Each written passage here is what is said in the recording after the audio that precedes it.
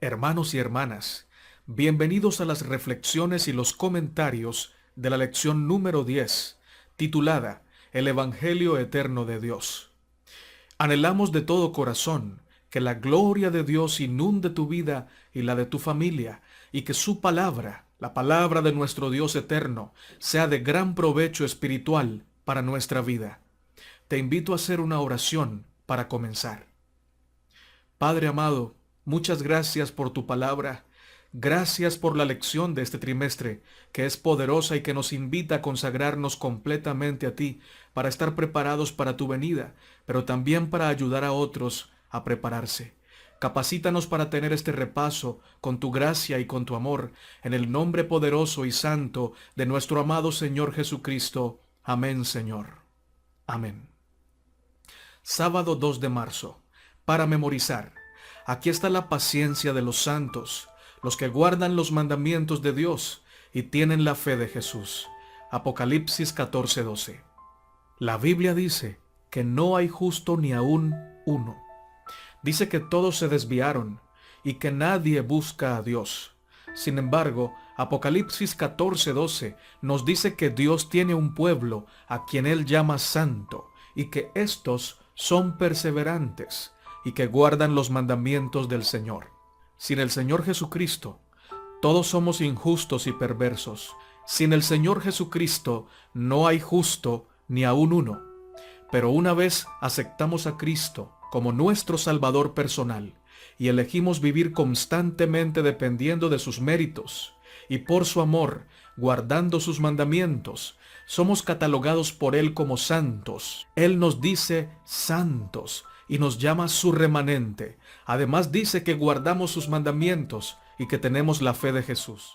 En el último tiempo, en el tiempo del fin, cuando el dragón y sus aliados hayan logrado comprar la conciencia del mundo entero, el Señor tendrá un remanente que será inconmovible en la verdad que Dios ha revelado, que guardará sus mandamientos por puro y genuino amor.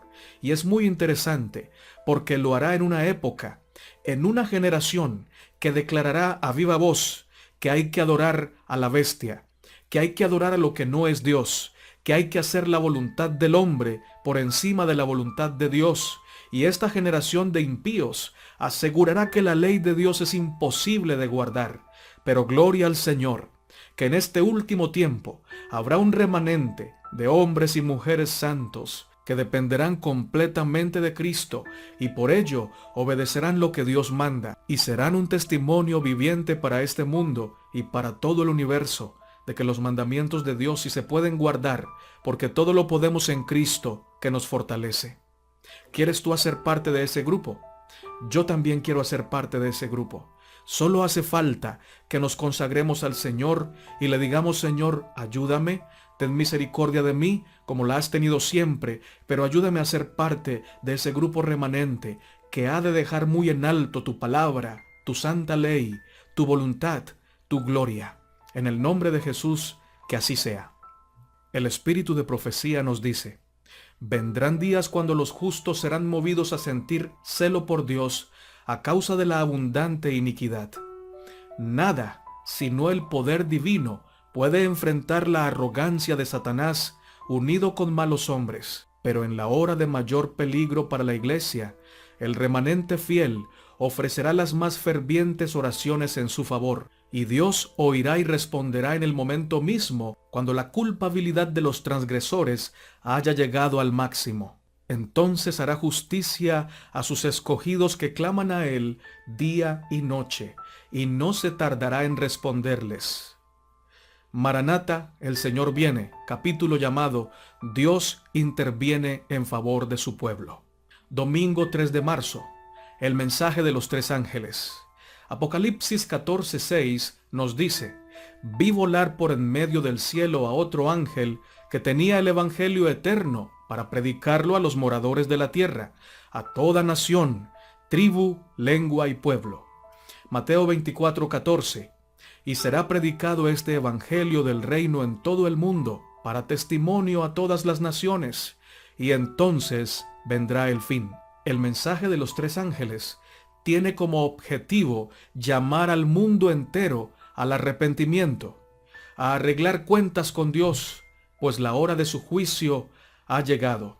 Este mensaje nos muestra que Dios ama tanto al mundo, que a pesar de la indiferencia espiritual que éste manifiesta, el Señor realiza todos los esfuerzos posibles para traerlo de la oscuridad a la luz, de la miseria a la bendición, de la mentira y el engaño a la verdad de su palabra.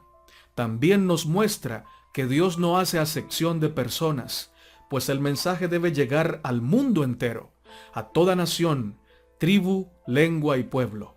Dios ve con gran interés a los seres humanos, los ve con amor eterno, sin importar raza, preparación académica o estrato social. El Evangelio debe ser predicado en todo el mundo para que todos tengan la oportunidad de saber que Dios los ama y de poder tomar la decisión de aceptarlo o de rechazarlo. A través de la historia bíblica, nosotros vemos a Dios buscando al hombre y al hombre huyendo de Dios, a Dios amando al hombre y el hombre despreciando a Dios, al Señor dándonos su revelación a través de la naturaleza, a través de su palabra, a través de Cristo, y a nosotros los seres humanos rechazando esa revelación, teniéndola en poco, despreciando ese gran ofrecimiento de salvación. Lastimosamente, en el último tiempo no será diferente. La gran mayoría de seres humanos está rechazando y va a rechazar el mensaje de los tres ángeles, tristemente y para su propia ruina. Pero habrá un remanente, habrá un grupo de personas, de hombres y mujeres sinceros, que escucharán la palabra del Señor y la van a valorar y le van a dar el puesto que ella se merece en su corazón y en su vida. Yo quiero hacer parte de ese grupo. Yo sé que tú también. Y por eso, hermano y hermana, nuestro deseo debe convertirse en actos que nos lleven a que ese deseo se haga realidad. Actos. ¿Qué actos? Orar, leer la palabra, dar testimonio de lo que Cristo ha hecho por nosotros, perseverar en la verdad, tal y como el Señor la ha revelado en la Biblia y en el espíritu de profecía.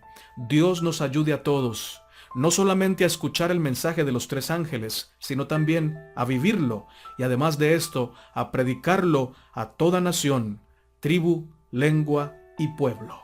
Lo bonito de esto es que a pesar de la indiferencia humana al mensaje del Señor, el Señor no se rinde fácil. Su anhelo es salvar a la mayor cantidad posible de seres humanos. Por eso hace extensiva su invitación y hasta prolonga el tiempo, esperando que la gente se vuelva a Él en arrepentimiento.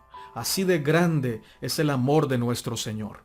Por otro lado, es cierto también que como iglesia, como pueblo, nos hemos demorado mucho para testificar del amor de Dios. Y esto demuestra lo poco que amamos al Señor, porque a mayor relación con Dios, mayor amor hacia Él, y a mayor amor hacia Él, mayor testificación. Esto quiere decir que nuestro nivel de testificación estará en proporción directa con nuestro nivel de amor por el Señor. Mientras más lo amamos, más testificamos de su amor. Mientras más lo conocemos, más lo damos a conocer a otros, porque queremos de todo corazón que la gente encuentre ese gran amigo, ese gran Salvador, ese gran Padre que nosotros hemos encontrado en el Señor. Mira lo que nos dice el espíritu de profecía con respecto a la predicación del Evangelio y la segunda venida de Cristo. Mediante la proclamación del Evangelio al mundo, está a nuestro alcance apresurar la venida de nuestro Señor. No solo hemos de esperar la venida del día de Dios, sino apresurarla. Segunda de Pedro 3:12. Si la iglesia de Cristo hubiese hecho su obra como el Señor le ordenaba, todo el mundo habría sido ya amonestado, y el Señor Jesús habría venido a nuestra tierra con poder y grande gloria. Deseado de todas las gentes, página 587 y 588. La incredulidad, la mundanalidad, la falta de consagración y las contiendas en el profeso pueblo de Dios nos han mantenido en este mundo de pecado y tristeza tantos años. Tal vez tengamos que permanecer aquí en este mundo muchos años más debido a la insubordinación, como les sucedió a los hijos de Israel, pero por amor de Cristo Su pueblo no debe añadir pecado sobre pecado, culpando a Dios de las consecuencias de su propia conducta errónea. Hay que predicar. Si es verdad que queremos que Cristo venga pronto, entonces nuestra predicación, nuestra testificación será de acuerdo a ese anhelo, de acuerdo a ese deseo. Quien quiere que Cristo venga pronto no pierde momento alguno para testificar del amor de Cristo, para testificar de que Él viene pronto, para testificar de que la hora de su juicio ha llegado. Así que, hermano, hay una relación directa entre nuestra predicación y la venida de Cristo. Y esto es precisamente porque el Señor no quiere venir por segunda vez sin que en todo el mundo se haya predicado su palabra, para que cada ser humano tenga plenamente la oportunidad de aceptar su amor o de rechazarlo. Lunes 4 de marzo. El mensaje del primer ángel, primera parte. Apocalipsis 14:7 nos dice, diciendo a gran voz, temed a Dios y dadle gloria, porque la hora de su juicio ha llegado, y adorad a aquel que hizo el cielo y la tierra, el mar y las fuentes de las aguas.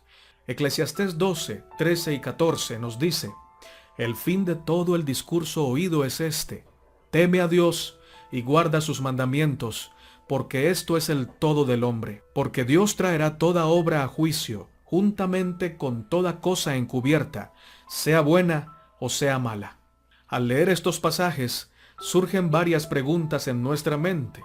Una de ellas es, ¿qué significa temer a Dios? Temer a Dios es el resultado de conocer su gran poder, su majestad y su grandeza. Cuando alguien recibe la revelación de la gloria de Dios, lo primero que surge en su ser es amor y respeto profundo por quién es Dios y por su investidura de Rey de Reyes y Señor de Señores.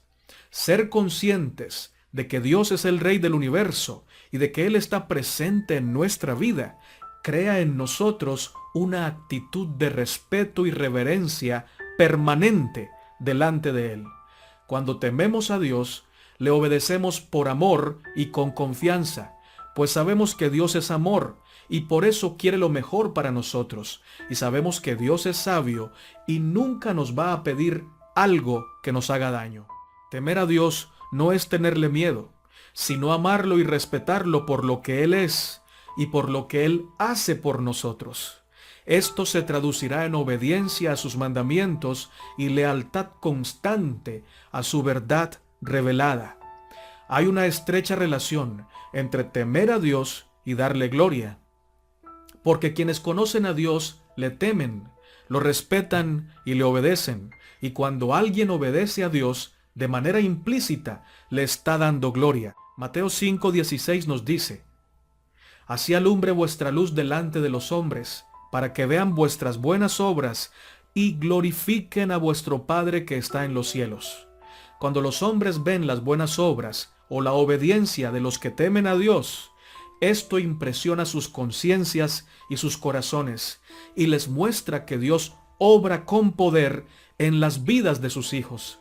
El temor a Dios que se manifiesta en la obediencia a su palabra testifica ante el universo que el plan de Dios siempre ha sido el correcto, pues la vida de los que aman a Dios y le obedecen es una vida plena, bendita, santa y humilde, además de gozosa, en contraste con la vida egoísta, desordenada, impura y triste de los que viven en rebelión y en desobediencia en contra de Dios.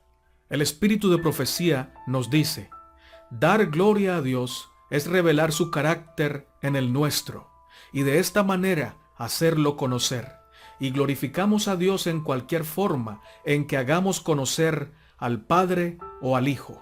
Así que, hermano, para poder ser temerosos de Dios, primero necesitamos que Dios nos haga una revelación de lo que Él es. Nadie puede temer a Dios de manera correcta si primero no ha recibido una revelación de la grandeza de Dios, de la misericordia de Dios, de su carácter, de su gloria. Cuando alguien recibe esa revelación, puede elegir temer a Dios o puede elegir no temer a Dios y vivir en desobediencia. De hecho, tenemos muchos ejemplos de personas que recibieron la revelación de Dios y de allí en adelante ordenaron su vida de acuerdo al consejo divino. Porque cuando una persona conoce a Dios, decide obedecerle por amor. Temer a Dios surge como fruto de conocer a Dios. Cuando le conocemos, lo respetamos por lo que es y por lo que hace por nosotros. Y entonces le obedecemos con gozo, con alegría, con amor. Sin embargo, y tristemente, la Biblia nos muestra que hay personas que tuvieron una revelación de Dios y que sin embargo no decidieron temer al Señor. Por ejemplo, Judas tuvo la revelación del amor de Cristo Jesús. Vivió muy cerca de Jesús. El Señor se esforzó por atraerlo a la salvación.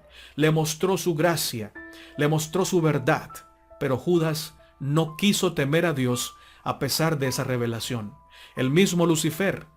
No hay un ser creado que haya conocido más de cerca al Padre Celestial como Lucifer, y sin embargo, a pesar de esa revelación del amor de Dios para su vida, Lucifer decidió convertirse en enemigo, decidió convertirse en Satanás, a pesar de haber recibido la revelación del Señor. De la misma manera sucederá en el último tiempo. Los 3 mensajes angélicos serán predicados con poder y alumbrarán la tierra con la gloria del Señor. Pero la gran mayoría de seres humanos, a pesar de esa revelación, decidirán no temer a Dios, decidirán no darle gloria y se irán en contra del Señor. Pero ese grupo remanente que verá esa gloria y le temerá, será bienaventurado. Yo quiero hacer parte de ese grupo, lo reitero una vez más. Martes 5 de marzo, el mensaje del primer ángel, segunda parte. El mensaje urgente del primer ángel llama a la humanidad entera a temer a Dios y a darle gloria, porque Él es el Creador y porque la hora de su juicio ha llegado. Sí, mi hermano y sí, mi hermana. Dios es el Creador. Dios es amor. Dios es nuestro Padre, pero también Dios es nuestro juez. El Señor ama al pecador, pero odia el pecado, y está realizando un juicio para establecer quién le teme y quién no le teme, quién lo ama y quién no lo ama. Aquellos que no lo aman, aquellos que no le temen, aquellos que rechazan la salvación, no lo hacen porque sea difícil amar, temer y aceptar la salvación del Señor. Esto es fácil, porque el Señor ha hecho las partes más difíciles para nosotros, para que nosotros solamente tengamos que decir: quiero, Señor, acepto tu salvación. El que no acepta la salvación es porque definitivamente es rebelde y no quiere nada con Dios, porque definitivamente es ingrato y no quiere aceptar el amor de Cristo. Lo que quiere es aceptar la muerte. La Biblia nos dice en Proverbios 8:36 lo siguiente: pero el que peca contra mí, a sí mismo se daña, porque todos los que me odian aman la muerte. Así es, mi hermano, y así es, mi hermana. El Señor es juez justo, pero ha de establecer justicia y juicio para siempre. Los que definitivamente rechacen su amor están abrazando la muerte, y el Señor, por ser un juez justo, les dará precisamente eso, lo que tanto anhelan, la muerte eterna.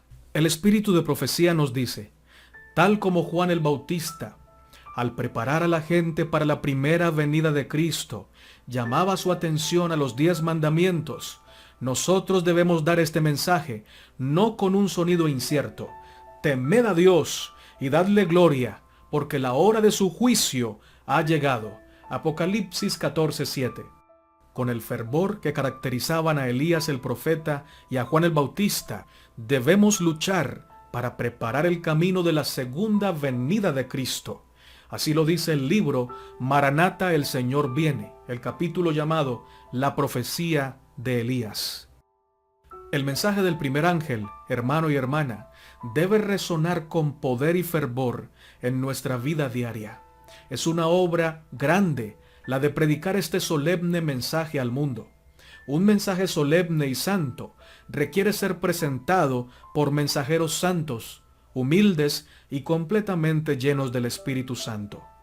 Clamemos a Dios, leamos su palabra, prediquemos su verdad, para que podamos ser hallados dignos de ser estos mensajeros que prediquen el mensaje a toda nación, tribu, lengua y pueblo en esta generación. Recordando que si nosotros no aceptamos este sagrado cometido y no lo queremos vivir tal como el Señor nos lo ha revelado, entonces el Señor tendrá que levantar a otras personas que van a ocupar nuestro lugar, pero que también lastimosamente van a tomar nuestras coronas. Que esto no sea, que esto no se dé ni en tu experiencia, ni en mi experiencia. Que podamos nosotros cumplir el propósito del Señor, porque todo lo podemos en Cristo que nos fortalece. Si no lo hacemos, no será porque el Señor no nos quiso ayudar, será porque no quisimos aceptar esa fuerza que el Señor nos proveía para que nosotros cumpliéramos su sagrado cometido de predicar la verdad. Miércoles 6 de marzo, el mensaje del segundo ángel. Apocalipsis 14:8 nos dice: otro ángel le siguió diciendo: ha caído Babilonia, la gran ciudad, porque ha hecho beber a todas las naciones del vino del furor de su fornicación. Apocalipsis 18:2 nos dice: y clamó con voz potente, diciendo: ha caído la gran Babilonia, y se ha hecho habitación de demonios y guarida de todo espíritu inmundo, y albergue de toda ave inmunda y aborrecible.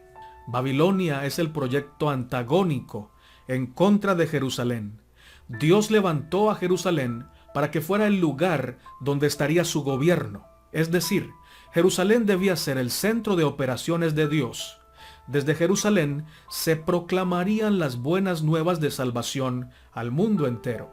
Así lo testifica Jeremías 3:17, que nos dice: en aquel tiempo llamarán a Jerusalén trono de Jehová, y todas las naciones vendrán a ella en el nombre de Jehová en Jerusalén, y no andarán más tras la dureza de su malvado corazón. Y Miqueas 4:2 nos dice: vendrán muchas naciones y dirán: venid y subamos al monte de Jehová y a la casa del Dios de Jacob, y nos enseñará sus caminos, y andaremos en sus veredas, porque de Sión saldrá la ley, y de Jerusalén la palabra de Jehová. El propósito de Dios para con Jerusalén era que de ella saliera la luz del Evangelio, de la verdad, para el mundo entero, que de ella saliera la palabra de Jehová para todas las naciones. Lo contrario de Jerusalén es Babilonia. Fue creada e instaurada por Satanás para que fuera el centro de operaciones del mal, del reino del pecado, del engaño, de la muerte, de la maldad. Desde sus inicios, Babilonia fue la ciudad de la mentira, centro desde el cual Satanás ha esparcido por el mundo sus engaños, y a pesar de ello, Dios siempre obró buscando rescatar a Babilonia, salvar a sus habitantes de la ruina. Así de grande es el amor de Dios, que mientras los habitantes de Babilonia estaban en contra del plan de Dios, perseguían a Jerusalén para acabar con ella y para acabar con el propósito divino, Dios estaba buscando salvar a Babilonia, salvar a cada uno de sus habitantes. Mira lo que nos dice Jeremías, capítulo 51, versos 8 y 9. Atención a este pasaje. Nos dice: de repente cayó Babilonia y se hizo pedazos. Gemid por ella, tomad bálsamo para su dolor, quizá sane. Curamos a Babilonia, dice el Señor, pero no ha sanado. Dejadla ya, y vayámonos cada uno a nuestra tierra, porque ha llegado hasta el cielo su juicio, y se ha alzado hasta las nubes. Noten que mucho antes de que el Señor determinara que Babilonia había caído, mucho antes de que el Señor dijera: voy a retirarme totalmente, definitivamente, de Babilonia, el Señor intentó sanarla. Intentó curarla con bálsamo, pero Babilonia no quiso ser sanada. No se trata de que Dios odiara a Babilonia porque era una ciudad de mentira, porque era una ciudad antagónica a su verdad. Se trata de que Dios amaba a Babilonia, a sus habitantes, los quería salvar. Les envió el bálsamo y ellos no quisieron ser salvos. Mira lo que dice el comentario bíblico adventista sobre este pasaje de Jeremías 51. Por medio del cautiverio, Dios no solo se proponía que los israelitas se arrepintieran, sino que también los babilonios y otras naciones con quienes los judíos se tratarían durante el exilio, llegaran a conocer la verdadera religión. Por medio de hombres como Daniel y Ezequiel, los babilonios tuvieron la oportunidad de conocer a Dios y de seguirle. El que no lo hicieran contribuyó a su caída. El Señor permitió que sus siervos fueran maltratados en Babilonia para que Babilonia comprendiera el amor de Dios. Envió a hombres como Daniel, como Ezequiel y como el mismo Jeremías a proclamar la verdad a Babilonia, pero Babilonia no quiso aceptar la verdad y por eso cayó. Es que, hermano y hermana, Dios es lento para la ira y grande en misericordia y verdad. Nosotros, los seres humanos, somos los rápidos para la ira. Queremos rápidamente ejecutar justicia sobre el agresor, sobre el pecador, pero Dios no quiere rápidamente ejecutar su juicio. Dios es tardo para la ira y es grande en misericordia y verdad. Así lo testifica la Biblia desde Génesis hasta Apocalipsis. Todo el espíritu de profecía nos habla de la gran misericordia de Dios, aún para con el más grande pecador. El Señor no quiere la muerte del impío. El Señor quiere que el impío se vuelva de su mal camino y que se arrepienta para que encuentre la luz, para que encuentre la verdadera felicidad. Yo creo, hermano y hermana, que el Señor ha tenido mucha misericordia conmigo y que ha tenido mucha misericordia contigo y que no debemos ser de ninguna manera como Babilonia, la cual rechazó la abundante gracia del Señor y por eso cayó de la gracia del Señor. Caer de la gracia del Señor significa que se pierde toda oportunidad de salvación. Cuando en la Biblia se dice que alguien ha caído, significa que su tiempo de gracia terminó. Porque definitivamente esa persona, como en el caso de Babilonia, se cerró a la gracia de Dios.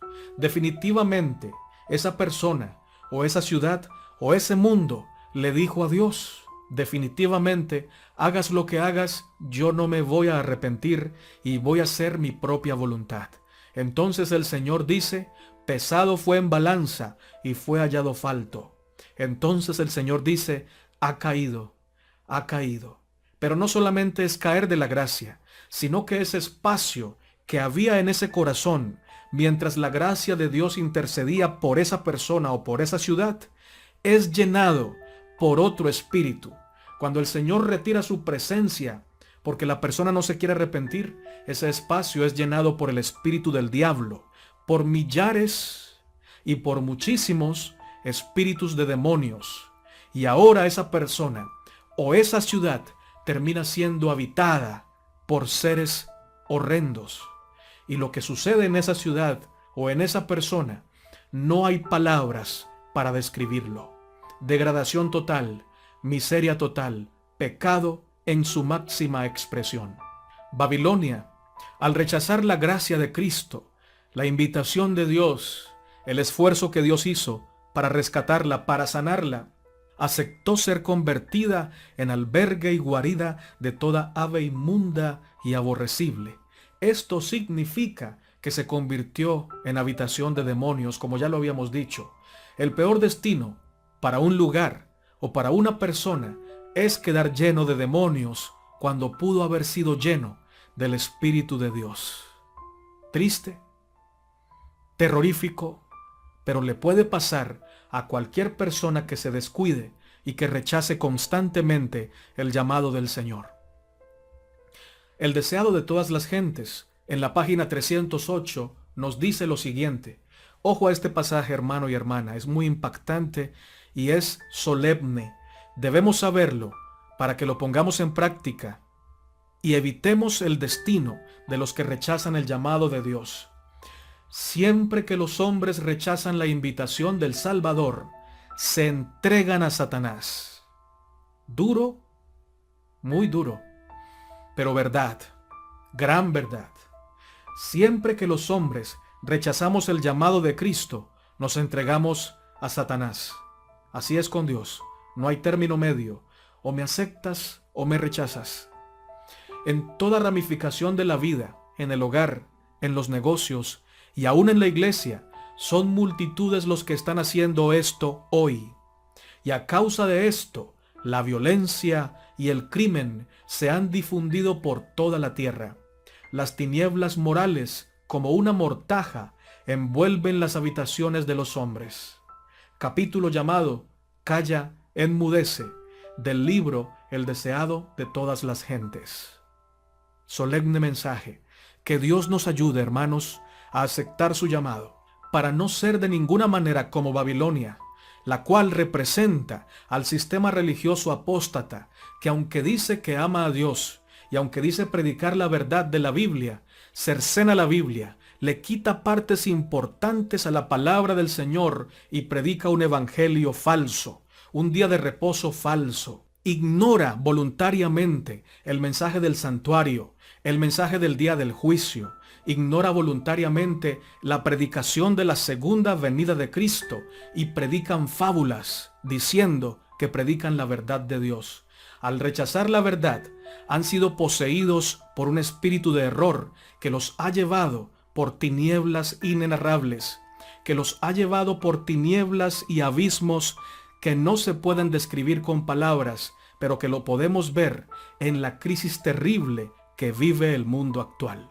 La iglesia del Señor se levanta para predicar la verdad, y cada miembro de la iglesia debe aceptar el llamado de Dios y la palabra del Señor, para en vez de ser lleno de demonios como Babilonia, ser llenos del Espíritu Santo, tal como lo fue el Señor Jesucristo. Jueves 7 de marzo. El mensaje del tercer ángel. Apocalipsis 14, 10 y 11 nos dice: Él también beberá del vino de la ira de Dios, que ha sido vaciado puro en el cáliz de su ira, y será atormentado con fuego y azufre delante de los santos ángeles y del Cordero. Y el humo de su tormento sube por los siglos de los siglos, y no tienen reposo de día ni de noche los que adoran a la bestia y a su imagen, ni nadie que reciba la marca de su nombre. Apocalipsis 20, 10 y 11. Y el diablo que los engañaba fue lanzado en el lago de fuego y azufre, donde estaban la bestia y el falso profeta, y serán atormentados día y noche por los siglos de los siglos.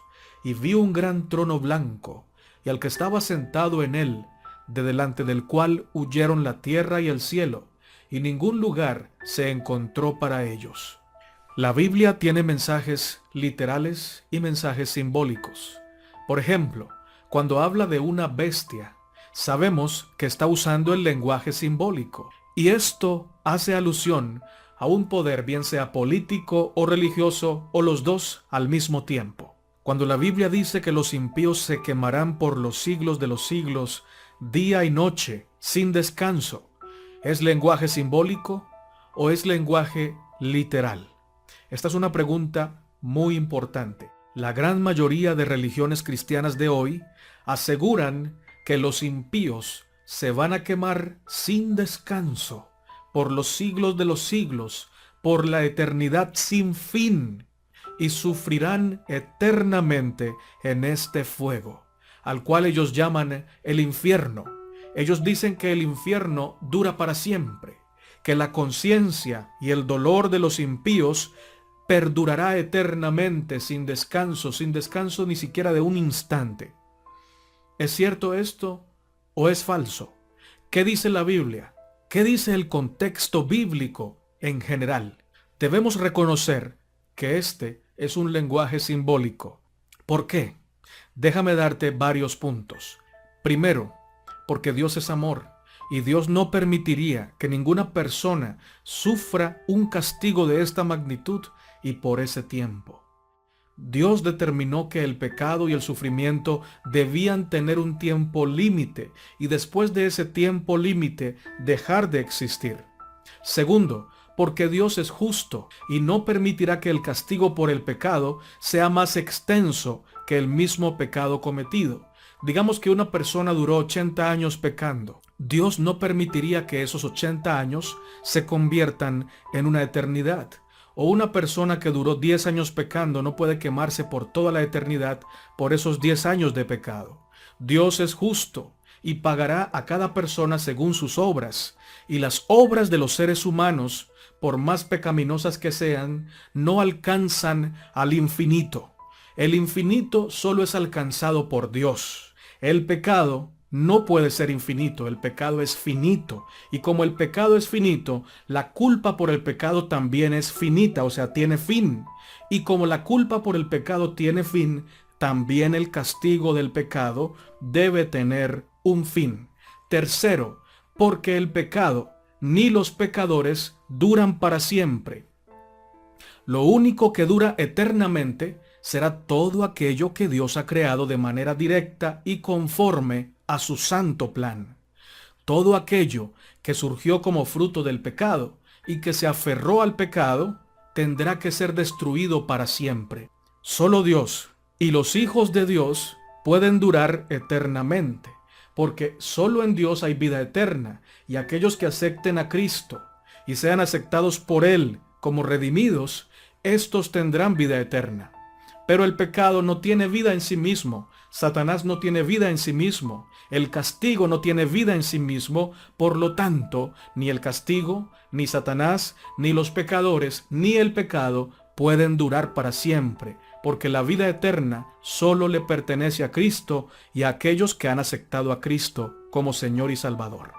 En la Biblia, cuando se habla del castigo con fuego, se usa un lenguaje simbólico. Por ejemplo, Isaías 34, 8 al 10 nos dice: porque es día de venganza de Jehová, año de retribuciones en el pleito de Sión.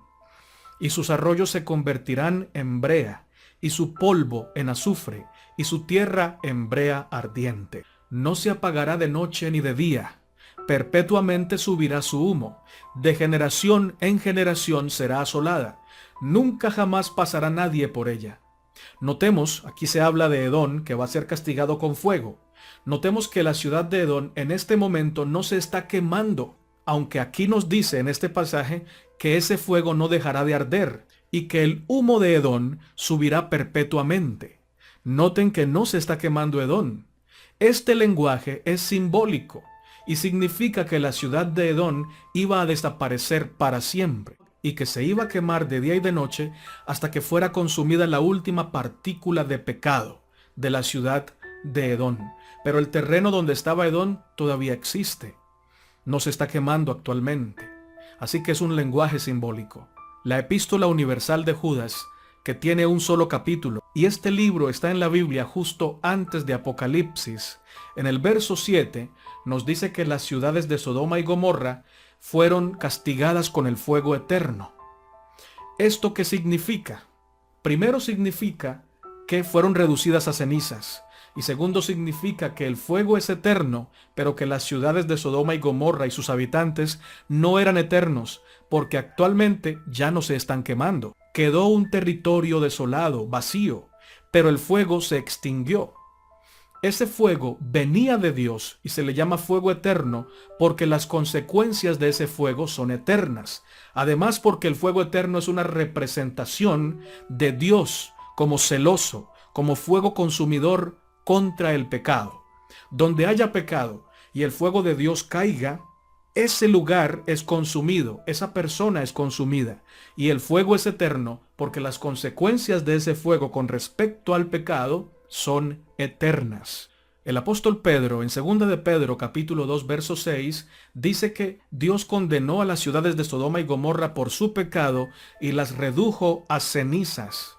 Esto significa que el fuego consumió a Sodoma y Gomorra, a sus habitantes, por causa de su pecado, pero no significa que ellos en este momento se están quemando sin descanso. Así pues, hermano y hermana, los impíos que van a recibir sobre ellos el fuego eterno van a ser reducidos a cenizas, tal como le pasó a Sodoma y a Gomorra, porque el fuego eterno consume el pecado. Así lo corrobora Malaquías 4:1 cuando nos dice: He aquí viene el día ardiente como un horno, y todos los soberbios y todos los que hacen maldad serán estopa. Aquel día que vendrá los abrazará, ha dicho Jehová de los ejércitos, y no les dejará ni raíz ni rama. Salmos 37, 20 y 28 lo sigue corroborando. Mas los impíos perecerán, y los enemigos de Jehová como la grasa de los carneros serán consumidos. Se disiparán como el humo, es decir, dejarán de existir, porque Jehová ama la rectitud y no desampara a sus santos. Para siempre serán guardados, mas la descendencia de los impíos será destruida. Noten que la Biblia dice claramente que el fuego eterno sobre los impíos lo que produce es una reducción a cenizas, no un castigo y sufrimiento eterno y sin descanso. Esto no es el mensaje literal de la Biblia. La Biblia lo presenta de esta manera como un mensaje simbólico. Y el verdadero escudriñador de la Biblia llegará a esta conclusión porque sabe que Dios es amor, porque sabe que Dios es justicia y no permitirá que el pecado se extienda por la eternidad. Así de grande es el amor y la misericordia de Dios. Escucha esto, hermano y hermana.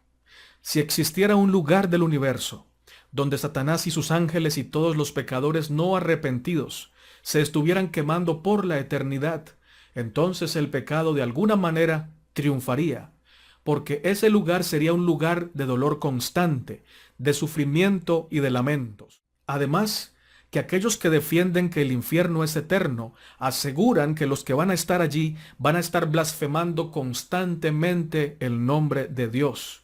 Esto implicaría que el pecado se estaría repitiendo día tras día por toda la eternidad, que el pecado no dejaría de existir, y esta implicación contradice la palabra del Señor, porque solo lo que va a existir para siempre es lo que Dios ha creado, es lo que ha estado de acuerdo al plan de Dios.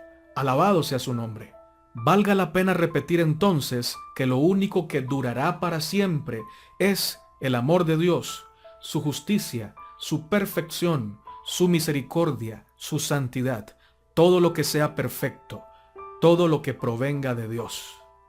Los pecadores impenitentes recibirán su castigo, que es la muerte eterna, dejar de existir, ser justo aquello que eran antes de que Dios los haya traído a la existencia. Eso van a ser los pecadores y eso va a ser Satanás y sus ángeles. Nada. Dejarán de existir, porque así es el amor de Dios. En vez de conservarles la vida para hacerlos sufrir por la eternidad, el Señor les concederá lo que ellos tanto anhelaron, y es la no existencia, la muerte eterna. Eclesiastés 3:14 nos dice: he entendido que todo lo que Dios hace será perpetuo, sobre aquello no se añadirá, ni de ello se disminuirá, y lo hace Dios para que teman los hombres delante de Él. Esto es una gran verdad que nos hace replantear varias preguntas en el contexto en el que venimos hablando. ¿Creó Dios el pecado? No. Por lo tanto, no es eterno. ¿Creó Dios el sufrimiento y el dolor? No. Por lo tanto, el dolor no puede durar para siempre. ¿Creó Dios a los pecadores? No. Por lo tanto, los pecadores no arrepentidos no durarán para siempre. Dios creó al hombre perfecto, y solo el hombre que acepte a Cristo y sea catalogado como perfecto por los méritos de Cristo, permanecerá como redimido y vivirá para siempre. Los demás dejarán de existir. Así lo dice la palabra del Señor. El espíritu de profecía nos dice: el fuego que consume a los impíos purifica la tierra. Desaparece todo rastro de la maldición. Ningún infierno que arda eternamente recordará a los redimidos las terribles consecuencias del pecado. Matutina Dios nos cuida, diciembre 29, bajo el título El único recuerdo del pecado. Salmo 37, verso 37 y 38 nos dice: considera al íntegro y mira al justo, porque hay un final dichoso para el hombre de paz. Mas los transgresores serán todos a una destruidos. La posteridad de los impíos será extinguida. Esto es lo que dice la Biblia. Dejarán de existir, y sobre esto no se debe añadir ni se le debe quitar. El infierno no es eterno, porque el pecado no es eterno. Lo único eterno es el amor de Dios, su justicia, su santidad y todo lo perfecto que esté de acuerdo a su plan.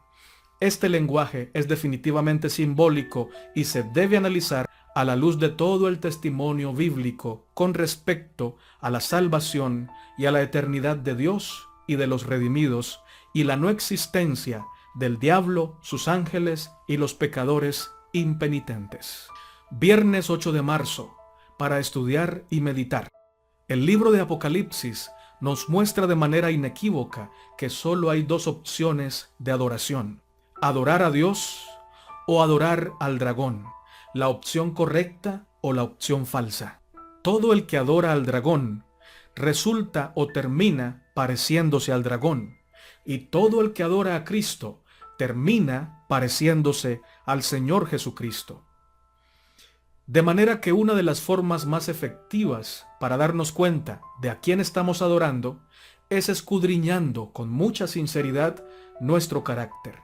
¿A quién estamos reflejando en nuestra forma de pensar, en nuestra forma de hablar, en nuestra forma de sentir y en nuestra forma de actuar? ¿A Cristo o al dragón? ¿Qué refleja nuestro carácter, hermano y hermana? Eso que estamos reflejando nos dice a quién estamos adorando. Ahora, cada bando adora a un líder, pero asimismo cada bando predica el mensaje de ese líder. Si tú y yo, de manera inconsciente, hemos estado adorando al diablo, esto suena duro, pero es posible. Entonces hemos estado predicando el mensaje equivocado. Sabes que para predicar un mensaje no solo se requiere de palabras. Muchas veces con la palabra predicamos el mensaje verdadero, pero con los actos predicamos el mensaje falso, el mensaje del dragón. Porque si los actos son toscos, son crueles y tienden a la injusticia, estamos exaltando al dragón, adorando al dragón y predicando el mensaje falso del dragón. Pero si con nuestros actos mostramos la mansedumbre, el amor, el servicio, la humildad, la gracia del Señor, estamos predicando y adorando al Cordero, así como se presenta en la palabra del Señor, haciendo parte de ese remanente fiel que se mantiene incoluble, inconmovible, adorando al Salvador y predicando con voz y con testimonio de vida el mensaje verdadero, el mensaje de los tres ángeles, la verdad presente. No debemos olvidar, y como esto es para reflexionar y para meditar, debemos mencionarlo, hermano y hermana, aunque suene duro. No podemos olvidar que podríamos ser cristianos con apariencia de cordero, pero que hablamos como dragón. ¿Cómo es hablar como dragón? Recuerda, hermano, y recuerda, hermana, que Satanás le encanta tomar por usurpación el puesto del Señor. Se sienta en el templo de Dios y se hace pasar por Dios. Satanás quiere ser el juez implacable. Satanás se deleita criticando a otros, condenando a los demás, hablando palabras crueles y duras contra las personas, contra los hijos de Dios que están luchando, que están batallando por cada vez más parecerse al Señor. Satanás es hábil con la lengua, habla como dragón. ¿Qué significa? Que es criticón, que es cruel, que usa sus palabras para manipular, para hacer sufrir a otros y no para edificar. Ahora te voy a compartir un pasaje del espíritu de profecía. Y antes de leerlo, te digo, Satanás quiere distraernos. Nos muestra el pecado ajeno para que no podamos ver nuestro propio pecado. Nos hace deleitar en confesar los pecados ajenos para que nosotros no confesemos nuestros propios pecados y por ello nos mantengamos estancados y no crezcamos en Cristo ni en nuestra vida espiritual. Así que el hecho de tener la tendencia de criticar a otros, bien sea un líder espiritual o uno de nuestros hermanos, esto podría ser una evidencia de a quién estamos adorando, de que somos cristianos con apariencia de cordero, pero que hablamos como dragón. Si yo te preguntara, ¿cuándo fue la última vez que blasfemaste el nombre de Dios? ¿Qué dirías? Cierto que temblarías. Yo me lo pregunté y temblé, porque blasfemar el nombre de Dios contiene una consecuencia terrible, que el tercer mandamiento nos dice que Dios no dará por inocente al que blasfeme el nombre de Dios. Ahora sí te comparto el pasaje del espíritu de profecía. Mira lo que dice: dejad de ocuparos de las faltas ajenas, mantened la lengua santificada para Dios. Refrenaos de decir alguna cosa que pudiera menoscabar la influencia de otro. Escucha esta parte. Al complaceros en esas palabras de crítica, blasfemáis el santo nombre de Dios tan ciertamente como si pronunciarais juramentos. Impresionante. Cuando hemos hablado mal de otro, cuando hemos menospreciado su trabajo, cuando hemos menoscabado el buen nombre de otra persona, hemos con ello blasfemado el santo nombre de Dios. ¿Tenemos de qué arrepentirnos, mis hermanos? Claro que sí. Dios tenga misericordia de nosotros y nos permita usar la lengua, el don del habla, para exaltar el nombre de Dios, para predicar su palabra, para tratar bien a los hermanos que están luchando, que están batallando y que no necesitan críticas, sino que necesitan a veces ser reprendidos, pero con amor, con equilibrio, con santidad, con prudencia, y que otras veces necesitan un consejo, una palabra de aliento para levantarlos en la roca eterna que es Cristo el Señor. Este pasaje que acabo de leer lo puedes encontrar en el Comentario Bíblico Adventista tomo 5, sección Comentarios de Elena de White, comentando a Mateo capítulo 12, verso 37. Aquí viene otro pasaje impresionante y bastante fuerte, pero que es propicio para reflexionar si en verdad estamos adorando al Cordero o si estamos adorando al dragón. Mira lo que dice. ¿Qué es mentir contra la verdad?, pregunta el espíritu de profecía, y responde, es pretender creer la verdad al paso que el espíritu, las palabras, la conducta no representan a Cristo, sino a Satanás. Conjeturar lo malo, es decir, imaginarnos de los demás siempre lo malo. Ser impaciente e inexorable es mentir contra la verdad, pero el amor, la paciencia y la amplia tolerancia están de acuerdo con los principios de la verdad. La verdad es siempre pura, siempre bondadosa, respira una fragancia del cielo sin mezcla de egoísmo. A fin de conocerle, es una matutina y lo puedes encontrar en el 28 de junio. Y termino con este pasaje.